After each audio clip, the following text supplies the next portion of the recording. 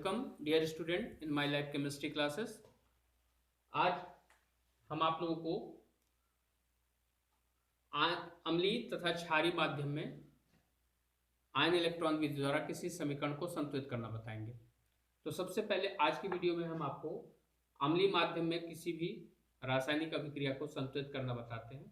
तो सारी अभिक्रिया 4 स्टेप में संतुलित होती है।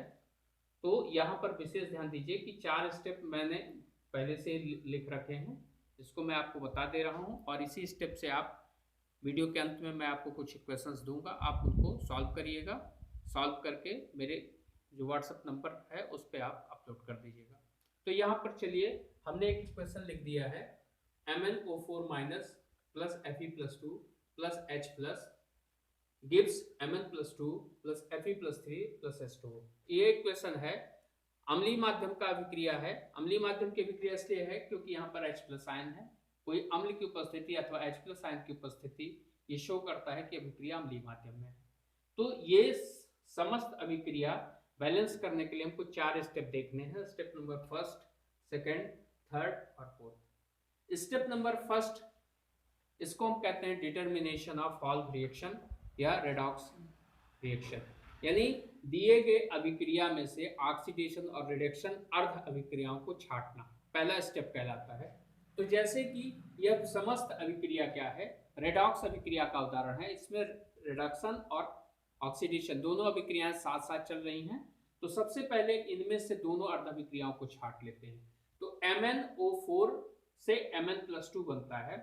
यहां पर देखिए, इस अभिकारक पक्ष में 4 ऑक्सीजन है और उत्पाद पक्ष में कोई ऑक्सीजन नहीं है, अर्थात यहाँ पर ऑक्सीजन निकल रहा है, विलगित हो रहा है या विच्छेदित हो रहा है, जिसके कारण यह अभिक्रिया क्या कहलाएगी, रिडक्शन कहलाएगी। ऑक्सीजन का वियोग हो रहा है तो यह अभिक्रिया रिडक्शन कहलाएगी।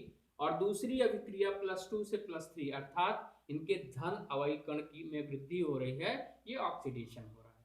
तो इस तरह से रिडक्शन और ऑक्सीडेशन दोनों अर्ध अभिक्रियाओं को हम स्टेप नंबर फर्स्ट में छांट लेंगे।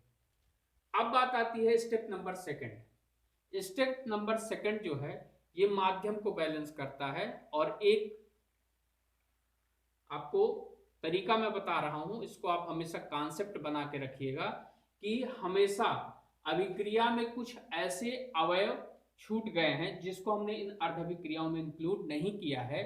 उन छूटे हुए अभिक्रिया के अंश को हम अम्लीय माध्यम में हमेशा रिडक्शन में जोड़ते हैं और क्षारीय माध्यम में हमेशा ऑक्सीडेशन में जोड़ते हैं। इस कॉन्सेप्ट को हमेशा अपने दिमाग में आप बनाए रखिएगा, कभी भी आपका इक्वेशन गलत नहीं होगा, फंसेगा नहीं। तो चलिए, हमने MnO4 माइनस के साथ छूटे हुए अभिक्रिया अंश को लिख लिया, यानी H+ लिख लिया और दूसरे पक्ष में H2O लिख लिया। लेकिन यहाँ पर H2O है और यहाँ पर H+ है। ऐसी दशा में इस पक्ष में 4 ऑक्सीजन है और इस पक्ष में ऑक्सीजन नहीं है, इसलिए हमने इधर 4H2O कर दिया और यहाँ पर 8H+ कर दिया। इस तरह से स्टेप नंबर 2 क्या है, ये माध्यम को बैलेंस करने का एक स्टेप है। तीसरा स्टेप क्या है, अब है आयनों को बैलेंस करना, यानी इलेक्ट्रॉनों को बैलेंस करना। तो यहां पर देखिए, Fe+2 से Fe+3 हो रहा है। इसका मतलब इसमें धन अवयवी कण की वृद्धि हो रही है, इलेक्ट्रॉन इससे लिबरेट हो रहा है, रिलीज हो रहा है, इसलिए हमने यहां पर एक इलेक्ट्रॉन निकाल दिया। अब इस पक्ष में जब इलेक्ट्रॉन निकला तो ये ऑक्सीडेशन है, अपचयन में इलेक्ट्रॉन इंक्लूड होगा। यहां पर हमने एक इलेक्ट्रॉन लिख के छोड़ दिया। अब बात आती इस तरफ इलेक्ट्रॉन जोड़ने का, यानी अभिकारक पक्ष में कितने इलेक्ट्रॉन जुड़ेंगे। तो सबसे पहले इनके आयनों को हम बैलेंस करते हैं। जैसे यहाँ पर 8H+ है और यहाँ पर 1 माइनस है, तो 8H+ में से 1 माइनस गया, कितना बना, +7, और यहाँ पर +2 है। तो चूंकि ये अपचयन है, इसलिए हमेशा क्या होगा, इलेक्ट्रॉन इस पक्ष में जुड़ेगा। ये +2 इधर आ जाएगा, -2, यहाँ पे +7 है तो +7 में से -2 हो जाएगा तो +5, अर्थात 5 इलेक्ट्रॉन हमने यहाँ पे जोड़ दिया। इस तरह से दोनों अभिक्रियाओं में मैंने इसको इक्वेशन नंबर सेकंड कर दिया, इसमें 1 इलेक्ट्रॉन जोड़ दिया और इसमें 5 इलेक्ट्रॉन जोड़ दिया। अब स्टेप नंबर 4, चौथा स्टेप है, ये कंक्लूजन कहलाता है।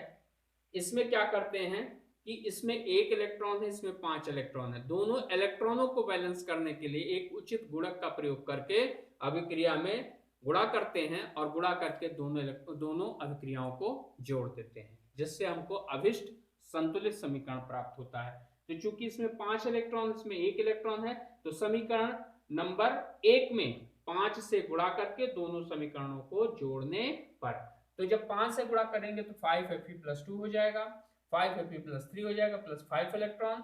और दूसरे इक्वेशन में MnO4 minus plus 8H plus 5 electron, Mn+2 plus 4H2O, तो 5 इलेक्ट्रॉन ये दूसरे पक्ष में या दूसरे पक्ष में दोनों एक दूसरे से क्या हो जाएंगे, कट जाएंगे। अब हमको MnO4 minus plus 5Fe+2 plus 8H plus बनेगा क्या, Mn+2 प्लस 5Fe+3 और प्लस 4H2। ये समीकरण प्राप्त होता है। यह समीकरण अभिष्ट संतुलित समीकरण है। चलिए उत्तर की जांच कर लें। कैसे जानेंगे कि समीकरण संतुलित है? दोनों पक्षों का आवेश अगर बराबर होगा तो दी गई अभिक्रिया संतुलित है, प्राप्त अभिक्रिया संतुलित है। जैसे इधर 5 2 जा 10, 5 दूनी 10 और 8 18, 18H प्लस यानी प्लस 18 प्लस आयन हुए या इलेक्ट्रॉन आयन हुए, और एक ये क्या हो गया -1, यानी बने कितने +17। इधर देख लीजिए 3 5 15 2 17 यानी +17, अर्थात दोनों तरफ आयन बराबर हैं, इसलिए ये समीकरण संतुलित है। अब मैं आप लोगों को 2 इक्वेशन दे रहा हूं, जिसको आप सॉल्व करिएगा। सॉल्व करने के बाद उसको गिवन व्हाट्सएप नंबर पर आप अपलोड कर दीजिएगा। अब मैंने आपको एक इक्वेशन दे दिया है, MnO4 minus plus C2O4-2 oxalate आयन है, plus H plus is equal to Mn+2 plus CO2 plus H2। इस इक्वेशन को आप होमवर्क के रूप में लीजिए और इसको बताए गए 4 स्टेप के रूप में लगाइएगा और दिए गए व्हाट्सएप नंबर पर आप उसको अपलोड कर दीजिएगा।